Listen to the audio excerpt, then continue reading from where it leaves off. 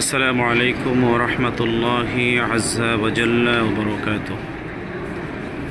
এটা সেই মদিনার মনোরম দৃশ্য যেটা মসজিদে নববীর ভিতরেই সম্ভব। মসজিদে নববীর সবুজ গম্বুজ আর সেই সবুজ মিনার, পাশে স্বর্ণখচিত সুন্দর মনোরম সেই মসজিদে নববীর দৃশ্যপট।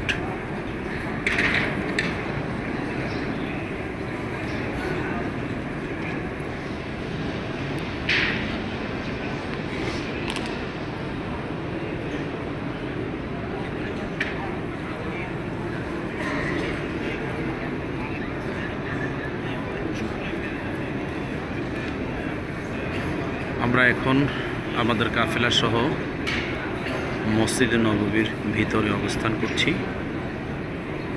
আপনাদেরকে দাওয়াত, আপনারা আমাদের সাথে থাকবেন এবং